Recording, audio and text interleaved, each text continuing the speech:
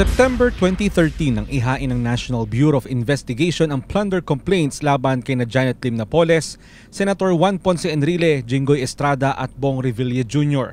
Ang reklamo ay kaugnay ng umano'y pagkakasangkot ng mga ito sa PDAF scam. April 2014 nang i-anunsyo naman ng Ombudsman ang desisyon nito upang sampahan ng kaso si Napoles at ang tatlong senador. Umapila ang mga akusado subalit ibinasura ito ng Ombudsman. June 6 nang formal na ihain ang kasong plunder at graft sa Sandigan Bayan. 16 counts ng graft ang ikinaso kay Revilla at napunta sa First Division ng Graft Court ang kaso sa pangunguna ni Justice Efren de la Cruz. June 19, 2014 nang maglabas ang Sandigan Bayan First Division ng arrest warrant para kay Senador Bong Revilla Jr. Kinaumagahan, personal na nagtungo si Revilla sa Sandigan Bayan at bandang hapon ay nakulong naman sa PNP Custodial Center sa Camp Crame. June 26, 2014 nang basahan ng sakdal si Revilla at ang former staff at co-accused nito na si Richard Cambe. Kapwa naghain ng not guilty plea ang dalawa. July 2014 nang pasimula ng pre-trial conference subalit ilang beses itong nakansela. Magmula ng taong 2014 hanggang June 2017, nagugol ang panahon sa pagdinig ng mga mosyon at apela ng prosekusyon at depensa. At matapos ang 3 taong paghihintay, napirmahan na noong June 15, 2017 ang pre-trial order upang formal na masimulan ng paglilitis bukas June 22.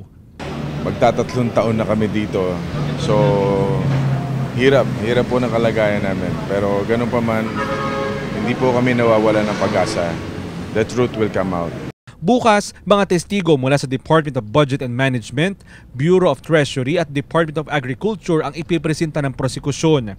Tiwala naman ang kampo ni Revilla na may papanalo nila ang kaso. The issue is very simple. Whether any kickback was delivered to Senator Revilla, but that is not sufficient for plunder. That money must be delivered in consideration of an overt act defined under Section 1D of the Plunder Law. On the basis of the allegations of the information, that overt criminal act is his endorsement of the projects to certain NGOs, and that endorsement is not among those enumerated under Section 1D, which may constitute an overt criminal act. Samantala, hindi pa rin naitatakda ang araw ng paglilitis sa kasong plunder ni dating Senador Enrile dahil sa mga nakabinbing mosyon habang tapos na ang signing sa pre-trial order sa kaso ni Estrada. Mon Hocson, UNTV News and Rescue, Sandigan Bayan.